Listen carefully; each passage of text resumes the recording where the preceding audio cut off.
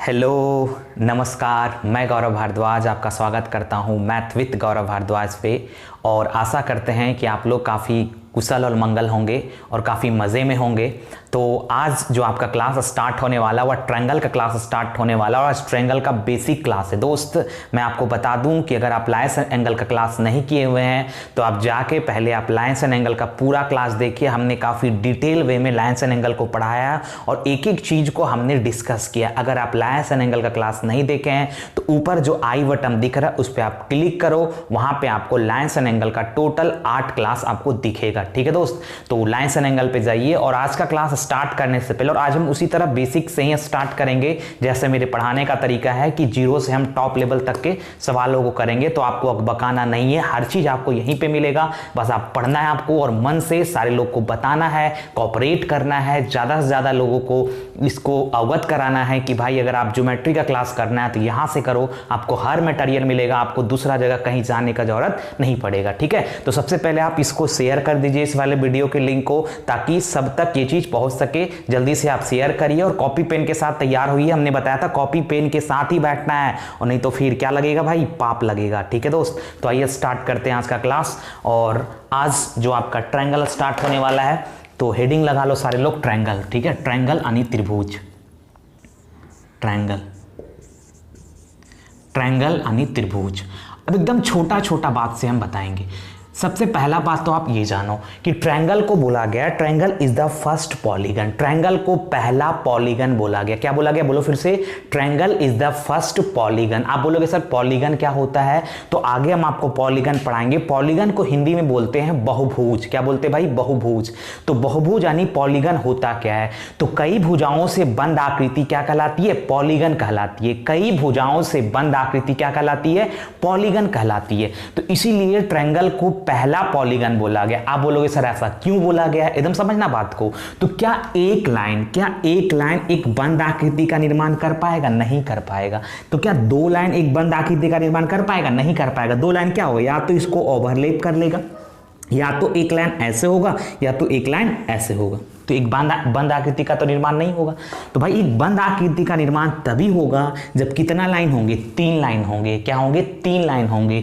तो इसीलिए बोला गया है कि triangle is the first polygon. Triangle लिख लेना इस बात को, छोटे छोटे एग्जाम में, सी टेट वगैरह के एग्जाम में, ठीक है, बी टेट वगैरह में, ये सब छोटा छोटा आपका सवाल पूछा जाता है। देखो हम एकदम बेसिक से स्टार्ट करो, हर एग्जाम को हम कवर करेंगे, यहाँ तक कि हम कैट लेवल तक के एग्जाम का हर टाइप के सवालों को करेंगे। तो इसलिए एकदम अकबकाना नहीं है, बस बने रहना है। तो triangle is the first polygon. Triangle क्या है भाई, ट्रायंगल पहला पॉलीगन होता है। लिख लो, triangle is the first polygon, note down कर लो, triangle is the first polygon. ठीक है, तो ट्रायंगल बनने के लिए आपको 3 भुजा होगा और इसीलिए triangle is the first polygon बोला गया। अगर हम ट्रायंगल का डिफिनेशन बोले तो आप क्या बोलोगे, 3 भुजाओं से घिरी हुई क्षेत्र को क्या बोलते हैं, त्रिभुज बोलते हैं, ट्रायंगल बोलते हैं। रीजियन बाउंडेड ट्रायंगल, 3 भुजाओं से घिरा हुआ क्षेत्र ट्रायंगल कहलाता है। आज पहला क्लास है तो छोटा छोटा बात भी हम बता रहे हैं। ठीक है, आप लिखते चलना। अब देखो दूसरा काम जो आपका आगे का काम है, अब देखो क्या है। अब आप बोलोगे कि सर ट्रायंगल बनने का क्या कंडीशन है, ट्रायंगल बनने का क्या कंडीशन है। जैसे क्या 6 2 2 क्या एक ट्रायंगल का निर्माण कर पाएगा, बोलो। तो आप बोलोगे सर 6 का हम एक चाप ले लेंगे यहाँ पे, और 2 का चाप यहाँ होगा, और एक 2 का चाप यहाँ होगा, ये 6 है। तो क्या एक ट्रायंगल बन पाएगा, नहीं बन पाएगा, ट्रायंगल नहीं बन पाएगा। तो हमने क्या कर लिया, इस बार हमने एक बार ले लिया 7 4 3। तो क्या एक ट्रायंगल बना पाएगा, आप बोलोगे नहीं, ट्रायंगल ये भी नहीं बना पाएगा, क्योंकि 7 का चाप ऐसे लोगे, फिर एक 4 का चाप, ये 7 का चाप, एक 4 का चाप ऐसे लोगे, और एक 3 का चाप आप ऐसे लोगे। तो ये भी ट्रायंगल नहीं बन पाएगा, क्योंकि यहीं पे कट जाएगा, तो एक ट्रायंगल नहीं बन पाएगा। अब हम बोलेंगे सही है सर, 7 4 3 से भी नहीं बन रहा है, तो क्या हमने एक बार ले लिया 6 4 3, तो क्या एक ट्रायंगल बना पाएगा। देखो समझो बात को, तो आप बोलोगे हाँ, अगर हम इस 6 4 3 को लेंगे तो 6 का चाप हमने यहाँ ले लिया, समझ रहा, दिख रहा ना सबको, और 6 का चाप हमने यहाँ ले लिया, 4 का चाप हमने यहाँ ले लिया, 3 का चाप हमने यहाँ ले लिया, तो ये एक ट्रायंगल बन जाएगा। तो आप यहाँ से क्या समझे, 6 4 3 एक ट्रायंगल का निर्माण कर दिया।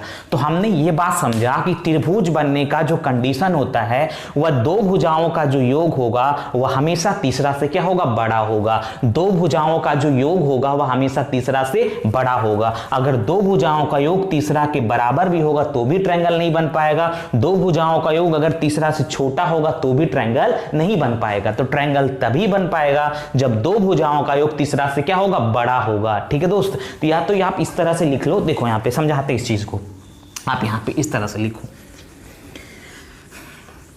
क्या करोगे, सबसे पहला समझा दे रहे हैं इस बात को कि दो भुजाओं का योग, देखो यहां पे हमने जो समझाया ट्रायंगल कैसे बनेगा, तो ट्रायंगल तभी बन पाएगा जब दो भुजाओं का योग तीसरा से बड़ा होगा। ठीक है, तीसरा से छोटा होगा तो ट्रायंगल नहीं बन पाएगा, और बराबर भी होगा तो भी ट्रायंगल नहीं बन पाएगा। अब देखो यहां पे समझा रहे हैं, ठीक है, हम समझाएंगे उस चीज को, हम लिखाएंगे, बकाना नहीं। समझो यहां पे ये ट्रायंगल है, मान लो ये ABC, तो जो कैपिटल ए और कैपिटल बी और कैपिटल सी है, ये ए है और ये बी है और ये सी, एकदम छोटा छोटा बात से स्टार्ट कर रहे हैं।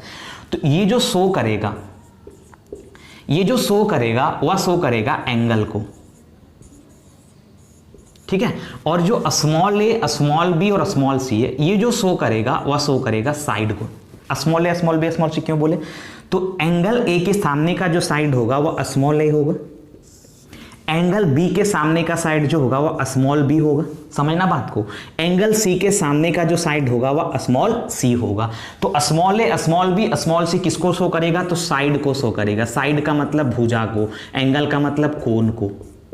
ठीक है ना, ये दिख रहा है ना यहाँ पे सारा को। ठीक है, एंगल, कोण और साइड क्या, भुजा दिख रहा है, सही है, कोई दिक्कत नहीं। अब देखो यहाँ पे, अब यहां से आपने ये चीज समझा। अभी हमने बताया कि ट्रायंगल बनने का कंडीशन क्या है, कि जो दो भुजाओं का योग होगा, दो भुजाओं का जो योग होगा वह तीसरा से बड़ा होगा। मतलब कि A plus B is always greater than third side यानी C, B plus C is always greater than third side A। ठीक है, C plus A is always greater than third side B। तो दो भुजाओं का जो योग है वह ऑलवेज तीसरा से क्या होगा, बड़ा होगा।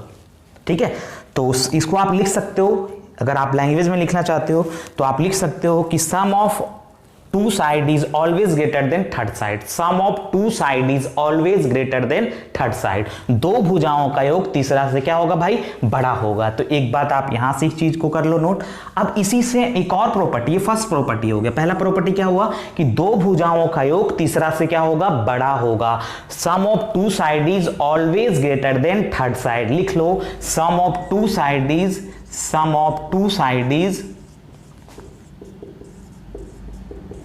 always greater than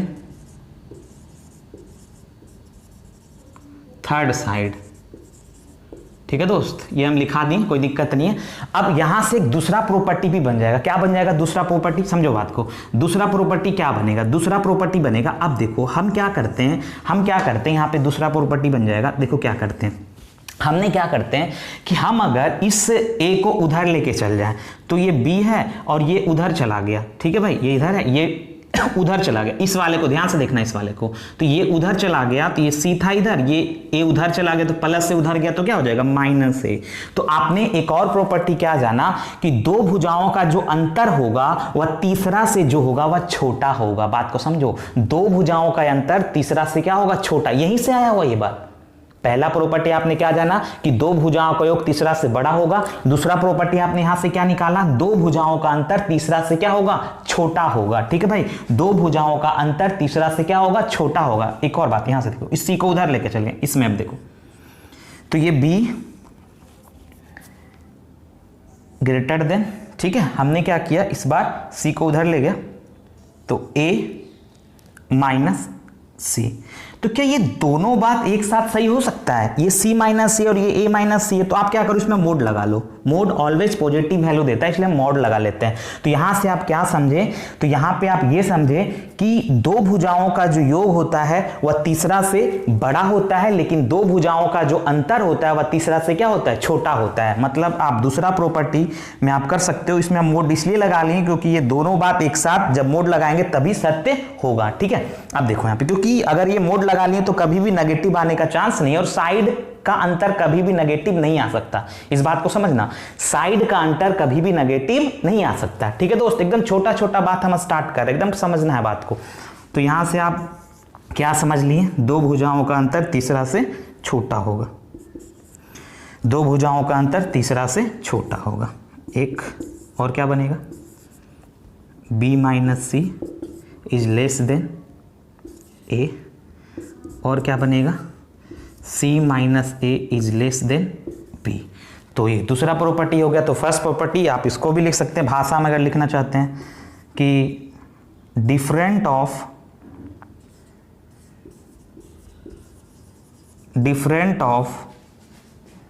third side, different of two side is always less than third side. ठीक है दोस्त, third side, different of two side is always less than third side. दिख रहा है ना यार, नहीं दिख रहा है तो आप समझ लो कि दो भुजाओं का योग तीसरा से बड़ा होगा लेकिन दो भुजाओं का अंतर तीसरा से छोटा होगा। ये बात आप एकदम कॉपी कर लीजिए जल्दी से, ये इंपॉर्टेंट बात था और हमने ये चीज आपको समझाया। हमने बस यही समझाया अभी तक, इसको कॉपी कर लिए सारे लोग। तो हमने आपको बस यही समझाया, क्या समझाया कि त्रिभुज बनने का कंडीशन क्या है। तो त्रिभुज बनने का पहला कंडीशन है कि दो भुजाओं का योग तीसरा से बड़ा होगा। दूसरा कंडीशन है कि दो भुजाओं का अंतर तीसरा से क्या होगा, छोटा होगा। दो भुजाओं का अंतर तीसरा से छोटा होगा और बराबर भी नहीं हो सकता। अगर बराबर होगा तो भी ट्रायंगल का निर्माण नहीं होगा। बोलो बात क्लियर कि नहीं क्लियर? यहां तक अगर आप बात समझ गए तो फिर कोई दिक्कत नहीं है। ठीक है दोस्त, अब आइए तीसरा प्रॉपर्टी। तीसरा प्रॉपर्टी क्या है त्रिभुज का, थर्ड प्रॉपर्टी ऑफ ट्रायंगल। देखो भाई तीसरा प्रॉपर्टी क्या है समझना, एकदम एक एक छोटे छोटे बात को कर रहे हैं। आपको पता है कि त्रिभुज के तीनों कोनों का सम कितना होता है, 180 डिग्री होता है। तो आप ये समझो कि एक लाइन कितना का कोण बनाता है, 180 डिग्री का कोण बनाता है। तो एक लाइन अगर 180 डिग्री का कोण बनाता है, समझना थोड़ा बात कि एक लाइन अगर 180 डिग्री का कोण बनाता है, तो अगर हम दो लाइन बनाते हैं, अगर हम दो लाइन और खींच देते हैं, मतलब अगर हम ट्रायंगल एक बंद आकृति का निर्माण करते हैं, तो बंद आकृति का निर्माण होने के लिए दो लाइन और चाहिए। तो ये दो लाइन खराब हो जाता है। मतलब दोस्त हम ये चीज बताना चाह रहे हैं कि जब भी आप ट्रायंगल का निर्माण करते हो तो ये दो लाइन जो है वह खराब हो जाता है। मतलब कि क्योंकि एक लाइन ही 180 डिग्री का कोण बनाता है। तो जब आप एक ट्रायंगल एक बंद आकृति का निर्माण करते हो ना, कोई भी बंद आकृति का जब आप निर्माण करोगे ना, तो दो लाइन क्या हो जाएगा, खराब हो जाएगा। तो इसीलिए त्रिभुज के तीनों कोनों का जो सम होता है वह होता है 180 डिग्री, क्योंकि एक सरल रेखा पे 180 डिग्री का कोण बनता है।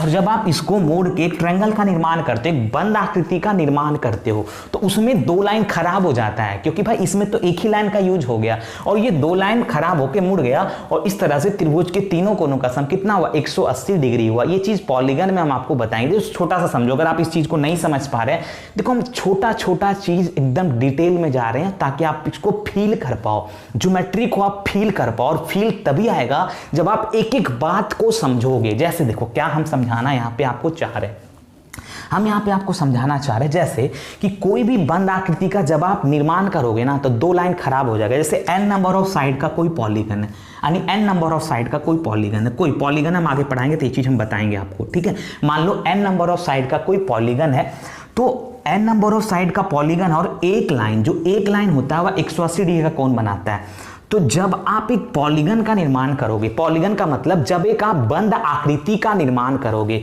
जैसे n नंबर ऑफ साइड का एक पॉलीगन है, ठीक है दोस्त, n नंबर ऑफ साइड है, तो n नंबर ऑफ साइड है, जितना साइड है यानी n नंबर ऑफ साइड है, भुजा है, तो उसमें से जब आप एक बंद आकृति का निर्माण करोगे तो ये दो लाइन खराब हो जाएगा, मतलब दो साइड बेकार हो जाएगा। क्या हो जाएगा, दो साइड बेकार हो जाएगा। और एक साइड कितना का कोण बनाता है, 180 डिग्री का कोण बनाता है, तो n-2 साइड बचा, क्योंकि n side number of side का पॉलीगन था, उसमें से दो, जब एक पॉलीगन का निर्माण आपने किया तो दो लाइन क्या हो गया, खराब हो गया। अब n-2 लाइन, एक लाइन 180 डिग्री का, तो n-2 लाइन कितना डिग्री का, तो n-2 इंटू 180 डिग्री। तो यही होता है कि पॉलीगन के सभी अंतः कोणों का योग। तो यही चीज तो हम यहां पे आपको सिखा रहे हैं ट्रायंगल में, कि ट्रायंगल में क्या होता है, ट्रायंगल एक पॉलीगन है। ट्रायंगल क्या है, triangle is the first polygon. तो इसमें आपको पता है ये तीन लाइन है, 3 लाइन होता है। अब ये 3 लाइन का एक ट्रायंगल है, ठीक है, ट्रायंगल में 3 भुजा होता है तो 3 लाइन है। अब 3 भुजा में से 2 भुजा क्या हो जाएगा, खराब हो जाएगा, क्योंकि एक पॉलीगन का जब भी आप निर्माण करोगे तो 2 लाइन क्या हो जाएगा, खराब हो जाएगा। और एक लाइन 180 डिग्री का कोण बनाता है, तो 3 - 2 लाइन कितना का कोण बनाएगा, 3 - 2 इंटू 180। तो यहां से 1 इंटू 180 यानी 180 डिग्री। तो यही कारण होता है कि त्रिभुज के तीनों कोणों का जो सम होता है वह 180 डिग्री होता है, क्योंकि किसी भी बंद आकृति का निर्माण करने में 2 लाइन खराब हो जाता है और एक लाइन 180 डिग्री का कोण बनाता है। तो त्रिभुज में 3 भुजा होता है और 3 भुजा में से 2 भुजा खराब हो गया और एक भुजा 180 डिग्री का कोण बनाया, इसलिए त्रिभुज के तीनों कोणों का सम क्या होता है, 180 डिग्री होता है। बोलो बात समझ में आया, नहीं आया? अगर ये चीज नहीं आया तो भी कोई दिक्कत नहीं, बस सिंपल सा बात आप ध्यान में रखो कि त्रिभुज के तीनों कोणों का सम क्या होता है, 180 डिग्री होता है। हमने ये चीज इसलिए डिटेल में बताया ताकि आप थोड़ा सा इस बात को समझ पाओ। तो ये था आपका थर्ड प्रॉपर्टी, ठीक है दोस्त, थर्ड प्रॉपर्टी। छोटा छोटा बात पे सवाल आता है। अगला प्रॉपर्टी देखो क्या है, अगला प्रॉपर्टी क्या है, देखो यहाँ पे अभी हमने आपको समझाया कि एंगल ए के सामने का साइड क्या होता है, ए होता है। हमने क्या समझाया, एंगल ए के सामने का साइड ए होता है, एंगल बी के सामने का साइड बी होता है, एंगल सी के सामने का साइड क्या होता है, सी होता है। बोलो बात क्लियर कि नहीं क्लियर? अब होता क्या है कि अगर एंगल बी और एंगल सी, ठीक है, एंगल बी और एंगल सी अगर बराबर होगा, ठीक है भाई, एंगल बी और एंगल सी बराबर होगा तो एंगल बी के सामने का साइड और एंगल सी के सामने का साइड भी क्या होगा, बराबर होगा। जैसे एंगल बी के सामने का साइड बी तो स्मॉल बी बराबर होगा एंगल सी के सामने के साइड कितना, सी स्मॉल सी, ये भी बराबर होगा। मतलब साइड बराबर तो उसके आमने सामने के कोण भी क्या होते हैं, बराबर होते हैं। आप बोलोगे सर इस बात का प्रूफ आप कहां दोगे? तो दोस्त जब हम आपको क्या पढ़ाएंगे, जब हम आपको सर्वांग समता पढ़ाएंगे, कांग्रुएंसी पढ़ाएंगे, तो वहां पे हम इस बात का प्रूफ देंगे कि आखिर ऐसा क्यों होता है। बस आप आराम से पैशंस के साथ पढ़ते चलिए, एक एक बात आपको पता चलेगा, ठीक है दोस्त। अब देखो यहां पे अगर एंगल बी बड़ा है एंगल सी से, ठीक है दोस्त, समझना बात को, अगर एंगल बी बड़ा है, ठीक है, अगर ये एंगल बी बड़ा हो जाएगा तो बताओ, अगर ये वाला एंगल बड़ा हो जाएगा इस वाले एंगल सी से, तो अगर ये एंगल बड़ा हो जाएगा तो उसके सामने का साइड भी बड़ा हो जाएगा। एकदम प्रैक्टिकली समझो बात को, प्रैक्टिकली समझना। अगर ये साइड एंगल बड़ा हो गया, अगर ये वाला फैल गया, बड़ा हो गया, तो साइड भी तो बड़ा हो गया, होगा कि नहीं होगा भाई? तो अगर ये एंगल बड़ा हो गया तो साइड भी बड़ा हो गया। तो एंगल बी के सामने का साइड जो है AC, यानी AC क्या है, इसको आपने क्या माना, बी, तो ये जो है ये भी बड़ा हो जाएगा एंगल सी के सामने का साइड सी से। बोलो बात क्लियर कि नहीं क्लियर? ठीक है, तो हमने क्या समझाया कि अगर एंगल बराबर तो उसके आमने सामने के साइड बराबर, अगर एंगल एक बड़ा है एंगल सी से तो उसके सामने का साइड भी बड़ा होगा उसके सामने के साइड से। बोलो बात क्लियर कि नहीं क्लियर? इस प्रॉपर्टी पे भी सवाल आता है, थोड़ा सा पैसेंस करना, हम आपको हर सवाल बताएंगे और कौन कौन सा सवाल आया हुआ हर चीज हम आपको डिस्कस करेंगे। दोस्त एकदम क्लियर है? और लाइक करते चलना है, अगर आप लाइक नहीं किए तो एकदम एक एक बात आपको सिखाएंगे। आपने देखा लाइन्स एंड एंगल में हम जितना सवाल कराए ना, अगर आप उतना सवाल कर दो तो एक भी सवाल, यहां तक कि कैट लेवल तक के एग्जाम में अगर पूछा जाएगा तो एक भी सवाल नहीं छूटेगा आपसे, क्योंकि हमको पता है कि हम किस तरह से पढ़ाते हैं और आप इस बात को जानते हैं। ठीक है दोस्त, अगला सवाल देखो एकदम जल्दी से एकदम फास्ट। अगला कॉन्सेप्ट, ठीक है, ये कॉन्सेप्ट ध्यान में रखना, इस पे सवाल आता है। ठीक है, इस पे सवाल हम कराएंगे, टेंशन ना लेना। अब देखो अगला कॉन्सेप्ट नंबर 4। ये चीज हम पहले भी बता चुके, लाइन्स एंड एंगल में हम बोले थे इसको सिद्ध कर देंगे, प्रूव कर देंगे। एकदम देखते जाओ और कहीं भी दिक्कत हो बार बार वीडियो को रिवाइंड करके भी आप देख सकते हैं। ठीक है, जैसे ABC और एक बाय कौन है D, ये D है कोई दिक्कत नहीं। ये एंगल A है, ये मान लो एंगल B है, तो ये जो एंगल होगा वह 180, क्योंकि त्रिभुज के तीनों कोणों का सम अभी आपने जाना 180 डिग्री होता है। 180 में से एंगल A और एंगल B घटा दोगे। ठीक है भाई, तो आपको ये बात यहां से क्लियर हो गया। अब अगर एक सरल रेखा पे कितना का कोण बनता है, 180 डिग्री का कोण बनता है, तो एक सरल रेखा पे 180 डिग्री का कोण बनता है। ठीक है, तो 180 में से अगर आप ये वाला कोण जो आपने ये निकाला, ये कोण, ठीक है, देखो ध्यान से, हम जिस पे घेरा लगा रहे हैं ये कोण अगर हम घटा दें, क्योंकि एक सरल रेखा पे कितना का कोण बनता है, 180 का, तो 180 में से अगर हम -A और -B घटा दें तो 180 माइनस प्लस A और माइनस प्लस B, तो ये 180 कट गया तो a प्लस बी आ गया। तो बोलो यहां से आप क्या समझे? हमने यहां से समझा कि बाह्य कोण का जो सम होता है वह अभिमुख अंतः कोणों के योग के क्या होता है? बराबर होता है। ये बात आपने समझा। क्या समझा? कि जो बाह्य कोण होता है यानी एंगल ACD जो होगा वह उसके अभिमुख अंतः कोण angle A plus angle B के सम के बराबर होगा। और इस चीज का हमने आपको प्रूफ भी दे दिया। हमने बताया था इसको हम सिद्ध भी कर देंगे, तो यहां पे हमने इस चीज को सिद्ध भी कर दिया दोस्त। किया कि नहीं किया? ठीक है। तो बाह्य कोण का जो सम होगा, sum of external angle is equal to sum of, यानी जो एक्सटर्नल एंगल जो होता है, external angle is equal to sum of opposite internal angle, sum of opposite internal angle. ठीक है भाई, एक्सटर्नल एंगल जो होगा वह इक्वल होगा sum of opposite internal angle के सम के। ठीक है भाई, दोनों इंटरनल एंगल के सम के क्या होगा? इक्वल होगा। बोलो बात समझ में आया कि नहीं आया? ठीक है, इसको कॉपी कर लो। अगला चीज हम देखते हैं। अब इस पे सवाल पहले कर लेते हैं। अब क्या करते हैं? इस पे सवाल करते हैं। तो देखो इस पे सवाल करते हैं, इसको आप लिख लेना। एकदम छोटा छोटा बात हम बता रहे हैं और सवाल आएंगे एकदम स्टार्टिंग बेसिक सवाल से करके हम टॉप लेवल तक के सवाल को करेंगे, जैसे आपने लाइन्स एंड एंगल में किया। ठीक है, देखो यहाँ पे एकदम बने रहना है, बने रहना है, एकदम शानदार वे में पढ़ना है। ठीक है दोस्त, तो आइए अगला सवाल जो आपके स्क्रीन पे नजर आ रहा है जल्दी से देखो। और यही सवाल जो अभी तक हमने आपको प्रॉपर्टी पढ़ाया उसी पे सवाल है। ध्यान से देखते चलो, ध्यान से देखते चलो। जो हमने आपको प्रॉपर्टी पढ़ाया उसी पे सवाल है, ध्यान से देखते चलो।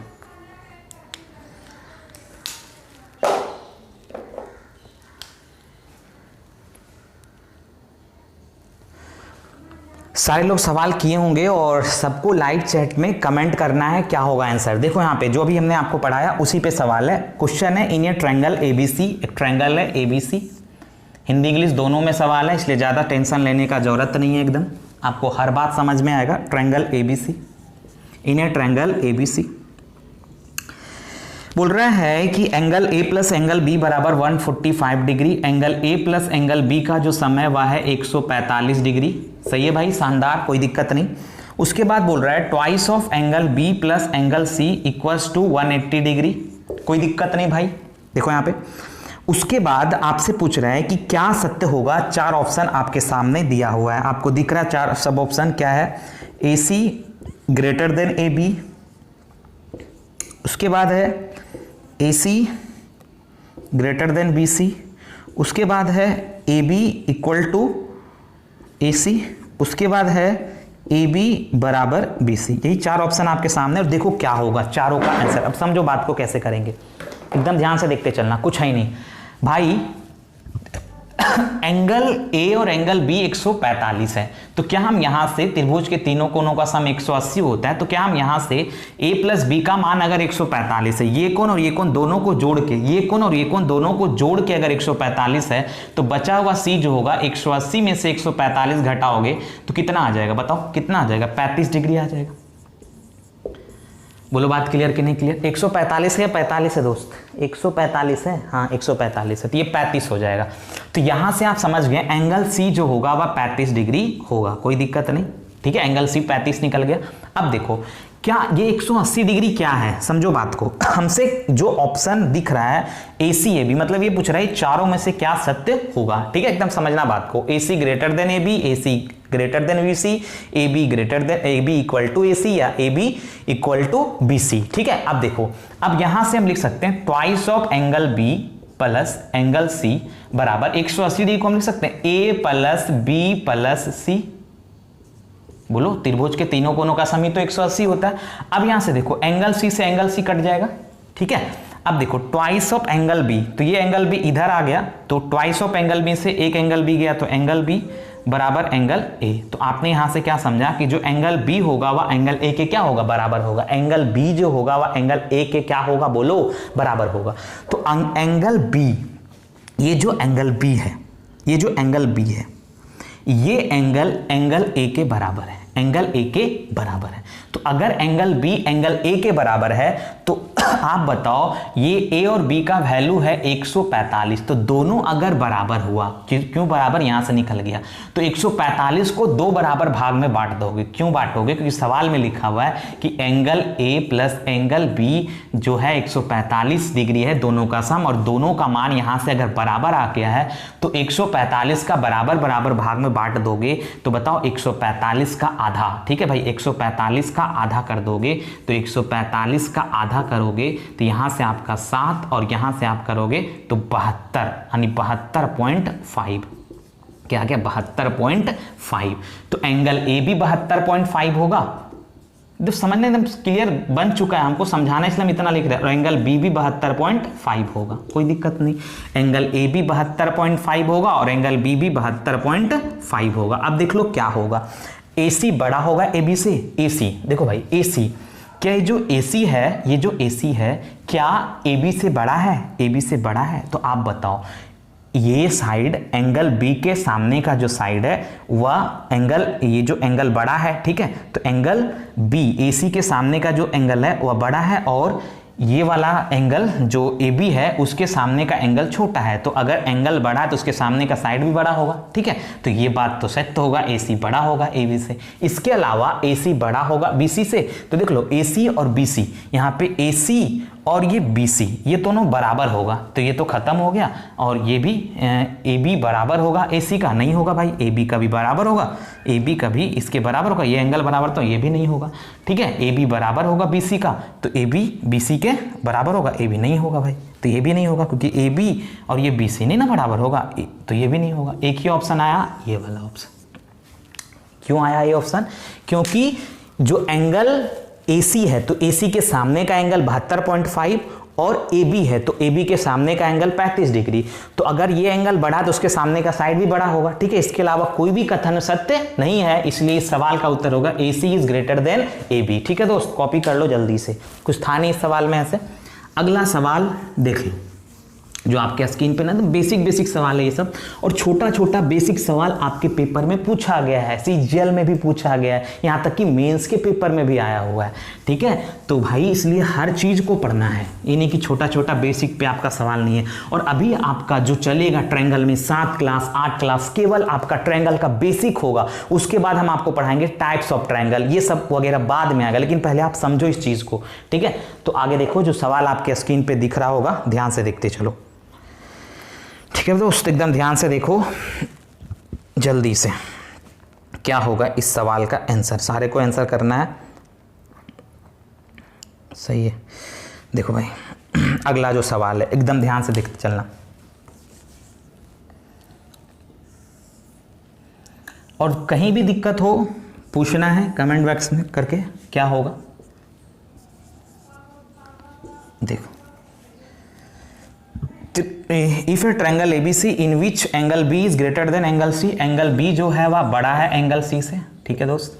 उसके बाद बोल रहा है एंगल A दे रखा है 60 डिग्री, ट्रायंगल का जो फिगर है उसमें 60 डिग्री दिया हुआ एंगल है, तब इसमें से कौन सा कथन सत्य होगा। देखो कथन सत्य बोल रहा है, ठीक है, लाइट सही है, ठीक है। कथन सत्य बोल रहा है A greater than B greater than C, फिर बोल रहा है C greater than A greater than B, फिर बोल रहा है B greater then A greater than C, फिर बोल रहा है B greater than C greater than A। ये चार बात यहां पे है। देखो दोस्त एकदम क्लियर है। सबसे पहला बात, अगर ये 60 डिग्री है, ठीक है, और एक बात ये बोला कि एंगल B बड़ा है एंगल C से, ठीक है दोस्त, एंगल B बड़ा है एंगल C से। अब देखो यहां पे ये अगर 60 डिग्री है एंगल A, तो जो एंगल B और एंगल C होगा वह बचा हुआ एंगल होगा 120 डिग्री, क्योंकि त्रिभुज के तीनों कोनों का सम होता है 180 डिग्री। बोलो बात क्लियर कि नहीं क्लियर? क्लियर।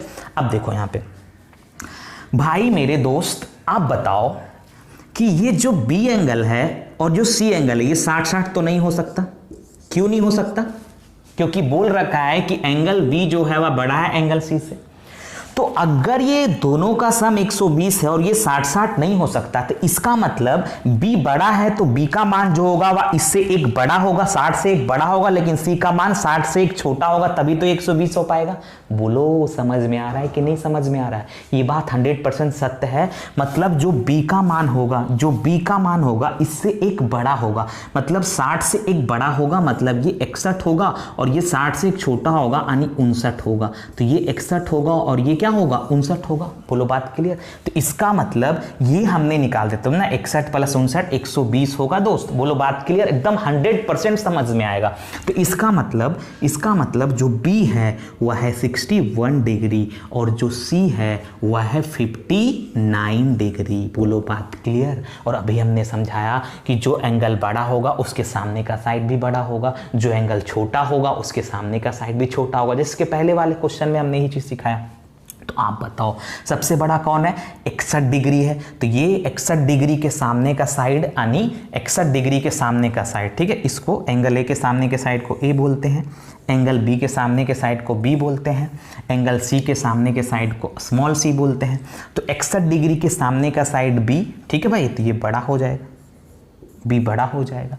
फिर उसके बाद कौन है? 60 डिग्री के सामने का साइड ए फिर बड़ा होगा, ठीक है, सबसे बड़ा बी होगा, फिर ए होगा। फिर 59 डिग्री के सामने का साइड कौन है? सी, तो फिर ये बड़ा होगा, मतलब ये हो जाएगा सी। तो आपका जो आएगा b ग्रेटर देन ए, सबसे बड़ा b, उसके बाद ए, उससे छोटा c। तो b greater than A greater than c, option number कौन सा दिख रहा है? BAC, option number C, this is right answer. बोलो बात क्लियर कि नहीं क्लियर?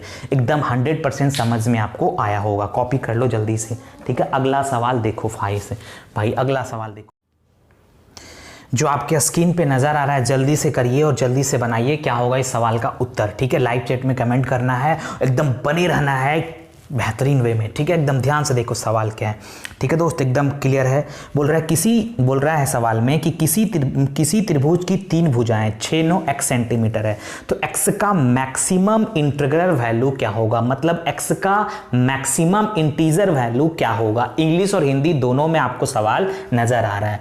तो आपको साइड दिया हुआ है 6 सेंटीमीटर, ठीक है भाई, 6 सेंटीमीटर, 9 सेंटीमीटर, 9 सेंटीमीटर, और बोल रहा है x सेंटीमीटर, ये दिया हुआ है। बोलो बात क्लियर?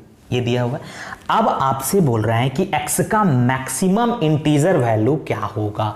तो पहला बात आप ये समझो, अभी हमने थोड़ी देर पहले ये बात आपको बताया कि त्रिभुज बनने के क्या कंडीशन होते हैं। बोलो क्या बताया? हमने आपको बताया कि 2 भुजाओं का जो योग होगा वह तीसरा से बड़ा होगा। तो मान लो तीसरा भुजा A है, ठीक है, तो तीसरा भुजा A है और 2 साइड आपका B और C है, तो ये 2 भुजाओं का जो अंतर होगा वह तीसरा से तो छोटा होगा, लेकिन 2 भुजाओं का जो योग होगा B प्लस ये B माइनस C, ये 2 भुजाओं का अंतर जो होगा वह तीसरा से छोटा होगा, यानी A तीसरा से तो छोटा होगा, तीसरा आपका A है, लेकिन जो 2 भुजाओं का योग होगा वह तीसरा से क्या होगा? बड़ा होगा। बोलो यही बात तो हमने अभी आपको सिखाया था। बोलो सिखाया था कि नहीं सिखाया था?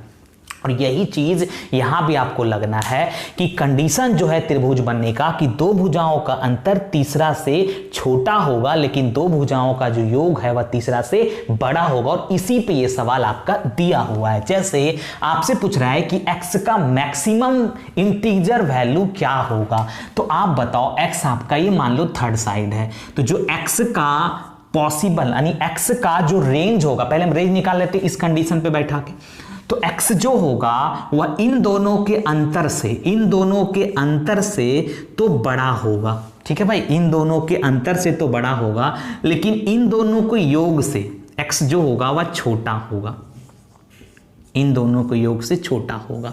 क्योंकि आप क्या जानते हो, 2 भुजाओं का अंतर तीसरा से बड़ा होता है, लेकिन 2 भुजाओं का अंतर तीसरा से छोटा होता है, लेकिन जो 2 भुजाओं का योग है वह तीसरा से क्या होता है? बड़ा होता है। तो जो x का रेंज आया वह क्या आया? 3, 6, 9 में से 6 गया 3 और 9 6 15, तो x जो होगा वह 3 से तो बड़ा होगा, लेकिन 15 से क्या होगा? छोटा होगा। तो अगर सवाल में आपसे रेंज निकालने दे दे तो सवाल का रेंज जो होगा वह a होगा, ये वाला होगा क्या कि x जो होगा वह 3 और 15 के बीच लाई करेगा। लेकिन सर सवाल में रेंज नहीं पूछ रहा है। एक और बात हम यहाँ पे आपको बताना चाह रहे हैं, हमसे पूछ रहा है कि x का मैक्सिमम इंटीजर वैल्यू क्या होगा। तो पहले एक और बात यहाँ पे समझो कि x का possible value of x, possible value of x का कितना वैल्यू पॉसिबल होगा। तो x जो है वह 3 और 15 के बीच है, तो 4, 5 इंटीजर वैल्यू। x का कितना इंटीजर वैल्यू, पॉइंट में नहीं होना चाहिए, नहीं कि 3.1 3.2 लेके चलो। इंटीजर वैल्यू x का कितना होगा, तो 4 से होगा, ठीक है, क्योंकि इन दोनों के बीच है, तो 4, 5, 6, 7, 8 ऐसे ही, ठीक है। कहां तक होगा, 14 तक, क्योंकि इन दोनों के बीच है, तो हम इससे कम पॉइंट में तो नहीं ले सकते, तो ऐसा तो नहीं ले सकते 14.6 तो 14.7, क्योंकि इंटीजर में पूछ रहा है। तो x का जो मैक्सिमम इंटीजर वैल्यू होगा वो 14 होगा इंटीजर में, तो मैक्सिमम इंटीजर वैल्यू 14 होगा। मैक्सिमम इंटीजर वैल्यू क्या हो जाएगा, 14 हो जाएगा, 14 सेंटीमीटर। लेकिन अगर आपसे पूछ दे यही सवाल में कि मिनिमम इंटीजर वैल्यू क्या होगा, तो 4 हो जाएगा।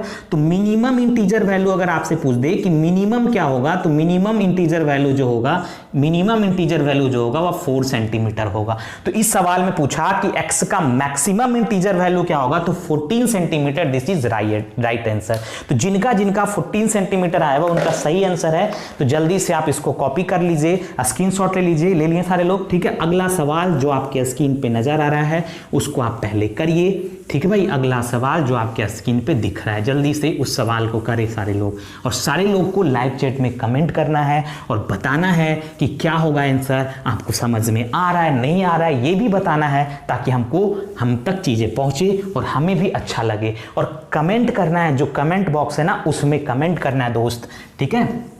थोड़ा सा इतना तो कर दीजिए, इतना करने से थोड़ा हमें भी अच्छा लगता है, थोड़ा हमें भी मोटिवेशन मिलता है। लाइक करिए, ठीक है दोस्त। अगला सवाल जो आपको नजर आ रहा है करिए। बहुत ही आसान सवाल है, अब देखो एकदम ध्यान से देखते जाओ कैसे करेंगे। देखो एकदम ध्यान से क्या करेंगे। बोल रखा है कि अदि त्रिभुज की दे देखा है 8, B, 14 है। तो बोल रहा है तो इसमें से जो 4 ऑप्शन दिया है उसमें से कौन सा कथन सत्य होगा। तो वही कहानी है, क्या कहानी है कि आपने भी देखा कि 2 भुजाओं का जो अंतर है वह तीसरा से, 2 भुजाओं का अंतर जो है वह तीसरा से छोटा होगा, लेकिन 2 भुजाओं का जो योग है वह तीसरा से क्या होगा, बड़ा होगा। तो यही कहानी यहां भी हम लगा देंगे।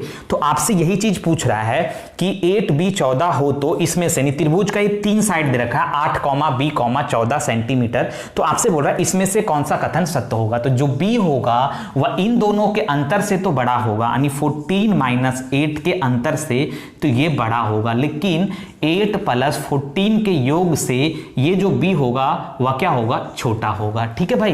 तो यहां से आपका आ गया 14 में से 8 जाएगा तो 6, और ये B और ये 8 और 14 कितना, 22। तो जो B का मान होगा, डायरेक्ट रेंज पूछ रहा है, ऑप्शन से नजर आ रहा है, तो B का मान जो होगा वह 6 और 22 के बीच में होगा। तो बहुत आसान सवाल था। अगला सवाल देखो, अगला सवाल देखो जल्दी से। अगला सवाल सारे लोग जल्दी से देखो, इसको कॉपी कर लो, इसमें कुछ नहीं था दोस्त, एकदम आराम से हो सकता था, और एकदम शानदार वे में पढ़ते चलना है, लाइक करते चलना है और मजे में रहना है, अकबकाना नहीं है। हम आपके साथ हैं, बस बने रहो मेरे साथ, और तब तक बने रहो जब तक क्लास चलता है। और सारे लोग को नेट बचा के रखना है। 7:30 बजे अगर आपका क्लास होता है तो 7:30 बजे ही हमसे मिलना है दोस्त, क्लियर। तो अगला सवाल जो आपके स्क्रीन पे दिख रहा है तो जल्दी से करो, क्या होगा आंसर और बताओ क्या होगा। देखो शानदार सवाल है, बोल रहा है 3 सेंटीमीटर, 4 सेंटीमीटर और 6 सेंटीमीटर और 7 सेंटीमीटर। सवाल आपको दिख रहा होगा, इंग्लिश और हिंदी दोनों में सवाल है कि लंबाई वाले खंडों में से किन्हीं 3 रेखाखंडों को लेके कितने त्रिभुज बनाए जा सकते हैं। Taking any 3 of the line segment out of segment of the length 3 centimetre, 4 centimetre, 6 centimetre, 7 centimetre, the number of triangle that can be formed is. मतलब इन 4 साइड से कितने, यानी 3 साइड को लेके कितने त्रिभुज का निर्माण संभव है। बोलो, यही बोल रहा है कि नहीं बोल रहा है। मतलब इन त्रिभुज को लेके, सही है, बोर्ड चमक रहा है क्या ज्यादा, ठीक है, थोड़ा सा यहाँ शायद लाइट ज्यादा आ गया है ना, कोई नहीं, मैनेज दिख रहा है ना सबको? हाँ मैनेज कर लीजिए आज थोड़ा, ठीक है, दिख रहा है, कोई दिक्कत नहीं, ठीक है, थोड़ा सा लाइट ज़्यादा है, कोई नहीं। तो 3 सेंटीमीटर, 4 सेंटीमीटर, 6 सेंटीमीटर और 7 सेंटीमीटर को लेके बोल रखा है कि कितने त्रिभुज का निर्माण संभव है, कितने त्रिभुज बनाए जा सकते हैं। मतलब इसमें से 3 साइड को पकड़ना है और बोल रहा है कि कितने त्रिभुज का निर्माण होगा। ऑप्शन है 1, 3, 4, ये ऑप्शन में से कितने त्रिभुज बनेंगे। तो हम क्या करते हैं, देखो तरीका क्या है इस सवाल को करने का। तो इस सवाल को करने का सबसे बेस्ट अप्रोच है कि आप क्या करो कि जो सबसे बड़ा वाला साइड है उसको पकड़ लो। सबसे बड़ा वाला साइड क्या है? 7। तो 7 को हमने पकड़ लिया और 7 और 6 को लेके कितना कितना बन सकता है? 7, 6, 4, हमको 3, क्योंकि त्रिभुज बनने के लिए 3 साइड चाहिए। तो 7, 6, 4 और क्या हो सकता है? तो और 7, 6 और 7, 6, 3 ये हो सकता है। और क्या हो सकता है? 7, 4, 3। अब 7, 4, 7, 6 ले लिए तो 7, 4, 3, 7, 4, 3। क्लियर? और क्या हो सकता है बताओ? और क्या हो सकता है? ध्यान से बताओ और क्या हो सकता है। तो अब हम 6 को लेते हैं तो 6, 4, 3, 4 और 3 से तो कोई ट्रायंगल नहीं बन पाएगा। अब देखो हम हमेशा ट्रायंगल में हमको पता है कि कंडीशन, अब बोलोगे सर 4 बन गया, नहीं 4 नहीं बना। अब ट्रायंगल का कंडीशन भी फुलफिल होना चाहिए। जो ट्रायंगल बनने का कंडीशन है वो बात भी इसमें फुलफिल होना चाहिए। तो क्या है ट्रायंगल बनने का कंडीशन? 2 भुजाओं का योग तीसरा से बड़ा होगा और 2 भुजाओं का अंतर तीसरा से छोटा होगा। तो हमेशा जो 2 भुजाओं का योग और अंतर करना ना बढ़ते क्रम में करना। देखो यहाँ पे 4, 6, 7 बढ़ते क्रम में, उल्टा से देखो बढ़ते क्रम में, 3, 6, 7 बढ़ते क्रम में, 3, 4, 7 बढ़ते क्रम में, 3, 4, 6 बढ़ते क्रम में। तो बढ़ते क्रम में जोड़ना है। 2 भुजाओं का अंतर 4 और 6 10, 10 जो है 2 भुजाओं का योग करते हैं 4 और 6 10, तो 10 जो है वह तीसरा से बड़ा है। ये प्रॉपर्टी सही हुआ। अंतर भी देख लेते हैं, 6 और 4 का अंतर 2, 2 जो है वह तीसरा से क्या है? छोटा है। इसका मतलब इससे ट्रायंगल का निर्माण होगा क्योंकि ये प्रॉपर्टी को फुलफिल कर रहा है। अब ये देखो 2 भुजाओं का योग 6, 3, 9 तीसरा से बड़ा है, 7 से बड़ा है, सही है। अंतर देखो 6 और 3 का अंतर 3 का तीसरा से छोटा है, सही है, इससे भी बन सकता है। ये देखो 4 और 3 7 इधर से जोड़ना है, 4 और 3 7, 7 7 के बराबर है, बराबर नहीं होना चाहिए। 2 भुजाओं का योग तीसरा के बराबर आ गया तो इससे ट्रायंगल नहीं बनेगा। बड़ा होना चाहिए 2 भुजाओं का योग तीसरा से, या 2 भुजाओं का योग तीसरा से बड़ा हो, या 2 भुजाओं का अंतर तीसरा से छोटा हो, ठीक है, तो इससे भी नहीं बनेगा। यहाँ देखो 4 और 3 7, तो 2 भुजाओं का योग तीसरा से बड़ा है, सही है। 4 और 3 का अंतर 1, 1 जो है वह तीसरा से छोटा है, सही है। तो इसका मतलब इससे ट्रायंगल बनेगा, इससे ट्रायंगल बनेगा और एक इससे ट्रायंगल बनेगा क्योंकि इसने ट्रायंगल के प्रॉपर्टी को फुलफिल किया। तो इस तरह से आपने देखा तो कितना इन चारों साइड से कितना ट्रायंगल का निर्माण हो सकता है? 3 ट्रायंगल का निर्माण हो सकता है, 3 ट्रायंगल फॉर्म्ड हो सकता है और यही सवाल का क्या होगा? आंसर होगा। कॉपी कर लो जल्दी से कॉपी कर लो इस सवाल को, ठीक है भाई, कॉपी करनी है सारे लोग, कॉपी करिए जल्दी से। अगला सवाल जो आपके स्क्रीन पे नज़र आ रहा है उसको करिए भाई, और जल्दी से करें, क्या होगा इस सवाल का आंसर, ठीक है दोस्त, जल्दी से करो, देखो क्या होगा सवाल का आंसर। और काफ़ी अच्छा सवाल है और काफ़ी शानदार सवाल है और इसमें आप एक कॉन्सेप्ट सीखोगे। ध्यान से देखना क्या है इस सवाल का कॉन्सेप्ट, एकदम ध्यान से देखते जाना। बोल रखा है यदि किसी त्रिभुज की 2 भुजाएं 876 सेंटीमीटर, इंग्लिश और हिंदी दोनों में सवाल है, और 678 सेंटीमीटर है और तीसरी भुजा एक पूर्ण संख्या है, तो विभिन्न त्रिभुजों की संभावित संख्या क्या होगी। मतलब if the 2 side of the triangle is 876 centimetre, 678 centimetre, the third side is the integer, then find the number of different triangle possible. मतलब कि आपसे बोल रहा है कि एक ट्रायंगल का 2 साइड आपको दे रखा है, देखो क्या क्या दिया हुआ है, 876 सेंटीमीटर दिया हुआ है, सही है, एक दिया हुआ है 678 सेंटीमीटर दिया हुआ है, बोलो बात क्लियर।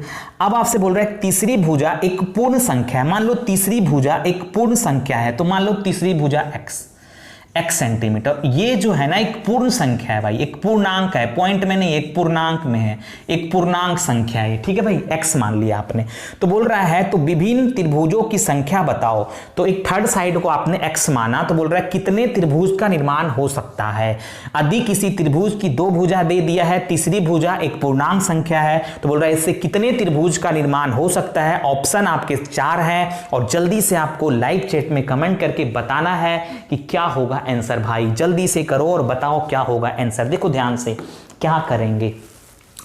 सबसे पहला बात तो आप ध्यान से देखो कि है क्या, मतलब ये ट्रायंगल है, ये ट्रायंगल है और कितने त्रिभुज का मान संभव है। x एक इंटीजर वैल्यू है, दो साइड दिया हुआ 876 678 और मान लो ये x है, मतलब ये बात क्लियर है कि ये दो साइड तो दिया हुआ है, इसी तरह ये दो साइड तो दिया हुआ है 876 और 678 और ये x है, ठीक है। इसी तरह ये दिया हुआ है 876 678 और ये x है।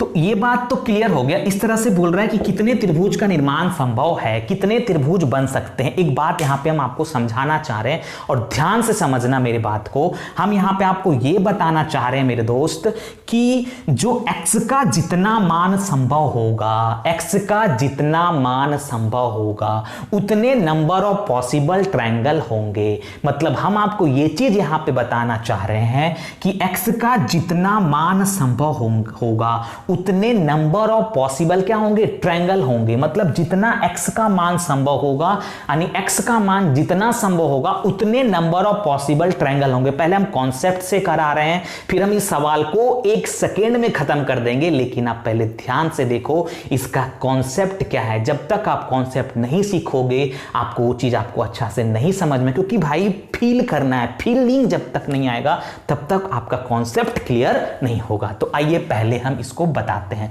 आपने क्या जाना कि x के जितने मान संभव होंगे उतने नंबर ऑफ पॉसिबल क्या होंगे, ट्रायंगल होंगे। उतने नंबर ऑफ पॉसिबल क्या होंगे, ट्रायंगल होंगे। तो आइए देखते हैं। तो हम क्या करते हैं, सबसे पहले कि x का मान निकालते हैं, x का मान, ठीक है दोस्त। x के जितने मान होंगे उतने नंबर ऑफ पॉसिबल ट्रायंगल होंगे। तो x जो होगा, अभी आपको प्रॉपर्टी पता है कि दो भुजाओं का योग तीसरा से, दो भुजाओं का योग तीसरा से बड़ा होगा, लेकिन दो भुजाओं का जो अंतर है वह तीसरा से छोटा होगा। तो ये दो भुजाओं का अंतर 876 माइनस 678 ये अंतर, और दो भुजाओं का योग 876 प्लस 678 ये योग। तो अंतर जो है वह तीसरा से तो छोटा होगा, लेकिन योग जो है वह तीसरा से क्या होगा, बड़ा होगा। तो हम यहाँ ये निकालते हैं सबसे पहले यहाँ से, और ध्यान से देखिएगा, और बाहर का आवाज़ है तो थोड़ा मेरी आवाज़ को सुनिएगा ध्यान से।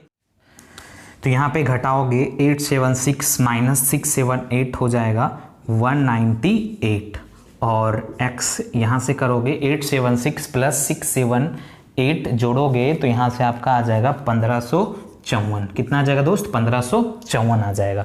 तो यहाँ से आपका आ गई 1554। मतलब x का जो वैल्यू होगा, हम अभी आपको जो चीज़ सिखाएं, x का वैल्यू जो होगा वह इन दोनों के बीच होगा, ठीक है भाई। तो x का जो वैल्यू होगा वह इन दोनों के बीच होगा। और सवाल में पूछ रहा है कि कितने ट्रायंगल का निर्माण होगा। तो आपको पता है, अभी हमने जो बताया कि इसमें x का जितना मान संभव होगा उतने नंबर ऑफ पॉसिबल ट्रायंगल होंगे। और सवाल में लिखा हुआ है कि x एक पूर्णांक है, मतलब x एक इंटीजर वैल्यू है। तो x एक इंटीजर वैल्यू है, तो x जो होगा, x का जो मान होना है एक इंटीजर वैल्यू है, तो x के कितने मान संभव होंगे। तो x जो होगा वह इन दोनों के बीच होगा, और इंटीजर में लिखना है, पॉइंट में नहीं होना चाहिए। ये नहीं कि 198.6 दे दो, यानी इंटीजर वैल्यू होना चाहिए। तो यहां से आप जब करोगे तो x इन दोनों के बीच में क्या क्या आ जाएगा, इन दोनों के बीच में आ जाएगा 199, 100 आपका 98 के बाद 99, फिर 100, ऐसे ही आपका बढ़ते चल जाएगा, सॉरी 200, 199 के बाद 200, और ऐसे ही आपका कहाँ तक बढ़ेगा, 1553 तक बढ़ेगा। ठीक है भाई, कहां तक बढ़ेगा, 1553 तक बढ़ेगा, क्योंकि मैक्स आपका इंटीजर में होना चाहिए, इन दोनों के बीच में, पॉइंट में नहीं होना चाहिए। तो x अभी हमने बताया कि जितने x के पॉसिबल मान होंगे उतने नंबर ऑफ ट्रायंगल पॉसिबल होंगे, यानी उतने नंबर ऑफ ट्रायंगल बनने पॉसिबल होंगे। तो यहां से x का मान हम निकालेंगे 199, 200, 1553। एक बात बताओ, हम आपसे बोले 11, 12, 13, 14, 15, इसमें नंबर ऑफ कितने संख्या आए हुए हैं, तो आप यहां से झट से गिन लेते हो 1, 2, 3, 4, 5 संख्या आए हुए, लेकिन यहां पे आप कैसे गिनोगे नंबर ऑफ टर्म्स। तो 199 से लेकर 1553 तक नंबर ऑफ टर्म्स कितने हैं, तो नंबर ऑफ टर्म्स निकालने के लिए होता है n बराबर, थोड़ा सा ध्यान रखना इस बात को, हम एक ऐसा कॉन्सेप्ट बताएंगे, 2 सेकंड में सवाल कर लोगे, पहले समझो। तो नंबर ऑफ टर्म्स बराबर होता है last number minus first number by d +1, क्या होता है बाई D+1। तो ये चीज यहाँ पे आपका होता है, ठीक है दोस्त। D का मतलब कॉमन डिफरेंट, यानी दोनों के बीच का अंतर, तो यहाँ पे निकालते हैं। तो इसमें 199 से लेकर 1553 तक नंबर ऑफ टर्म्स कितने हैं, तो n बराबर last number 1553 minus first number 199, ठीक है दोस्त, 199 बाई D कितना है भाई 1 और +1। तो यहाँ से जब आप सॉल्व करोगे तो ये हो जाएगा कितना, ये हो जाएगा 1553 में से 199 गया तो ये हो जाएगा 1354। भाई बाहर का आवाज आ रहा है थोड़ा सा, तो ये हो जाएगा, यहाँ दिख रहा है ना 1354, यहाँ पर दिख रहा है 1354 से ये दिख रहा है। तो 1354 +1 बराबर 1355, तो ये आपका आ गया 1355, मतलब x के 1355 दिख रहा है भाई।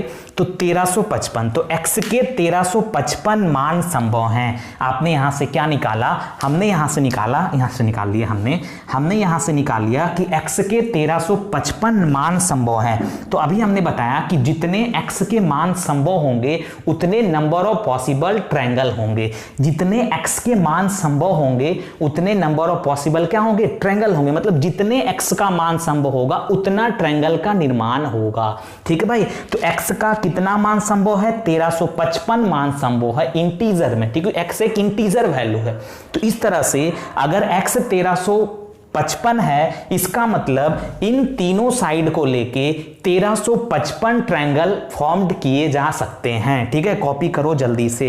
इस सवाल को हम एक छोटे 1 सेकेंड में बता दें कि 1 सेकेंड में इस सवाल को आप कैसे करोगे। अभी आपने कॉन्सेप्ट सीखा, देखो इस सवाल को अगर आप 1 सेकेंड में करना चाहते हो तो क्या करोगे, ध्यान से देखना। मिटा दे दोस्त, मिटा रहे हैं, ठीक है भाई। अब देखो क्या करेंगे, ठीक है। 1355 x के पॉसिबल मान संभव, अगर इस सवाल को 1 सेकेंड में करना चाहते हो तो अब देखो हम एक कॉन्सेप्ट लिखा रहे हैं, याद कर लो। अगर याद करोगे तो आपका टाइम बचेगा। और इस टाइप का सवाल CDS के पेपर में, मेंस के पेपर में, CGL मेंस वगैरह में पूछा जा सकता है आने वाले टाइम में। और हम ये चाह रहे हैं कि बेसिक पे भी जितने भी स्टैंडर्ड टाइप के सवाल बनते हैं हम उसको करा दें। अगर आप इसको एक और कॉन्सेप्ट से करोगे जिसमें आप सेकेंडों में सवाल का आंसर चाहते तो हो जाएगा। देखो क्या करोगे, होता है यहां पे number of possible number of x, possible number of x बोलो या possible number of third side, या बोलो possible number of third side, या बोलो number of triangle formed by number of triangle, formed by number of possible triangle। क्या याद करोगे, सुनो ध्यान से। Possible number of third side या formed by number of possible triangle, ठीक है। Formed by number of possible triangle, कितने त्रिभुज का निर्माण संभव है, तो होता है 2 गुना minimum length of the triangle, minimum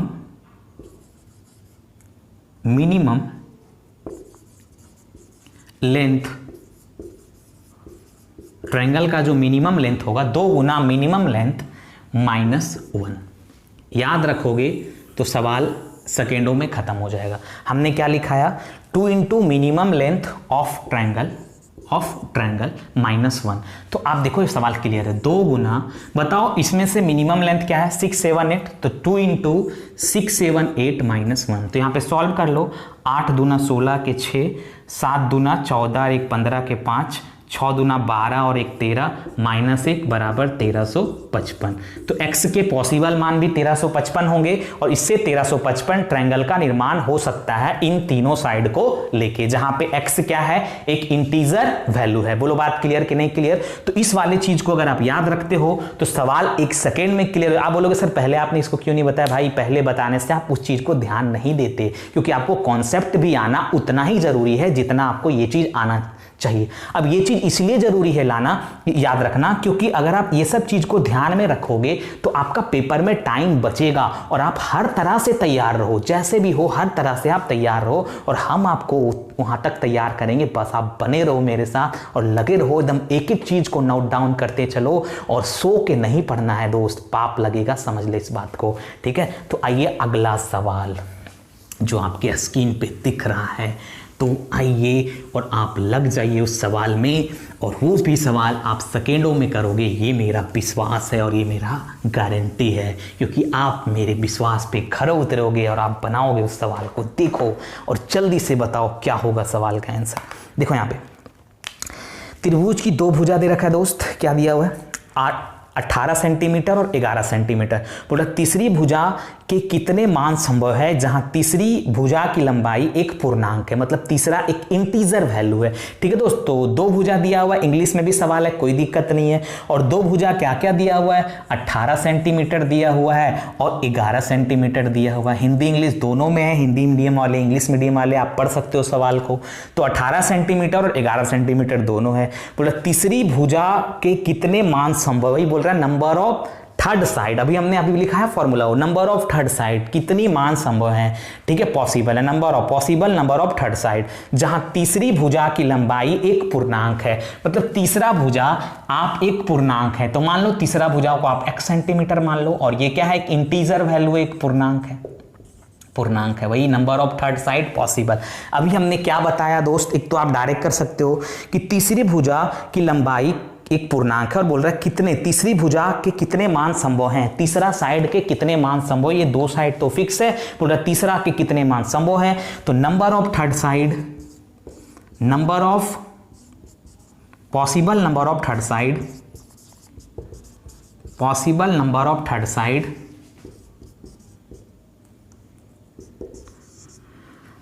side जिसको आपने x माना, पॉसिबल नंबर ऑफ x बराबर 2 इंटू मिनिमम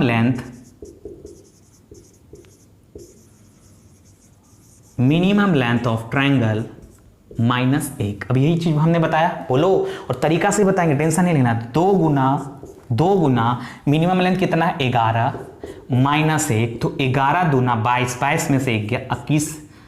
ठीक है, तो 21 x के मान संभव है। बोल रहा है possible number of third side, तो कितने x संभव है, तो x 21 संभव है। ठीक है भाई, 21 नंबर ऑफ थर्ड साइड आपसे पूछ रहा है कि find the possible number of third side. वही ना पूछ रहा है कि बताओ कि तीसरी भुजा के कितने मान संभव है, तो तीसरी भुजा के 21 मान संभव है। अब आप बोलोगे सर इसको तरीका से भी कर दो, अभी हमने बताया तरीका से सीखोगे तो वही कहानी है।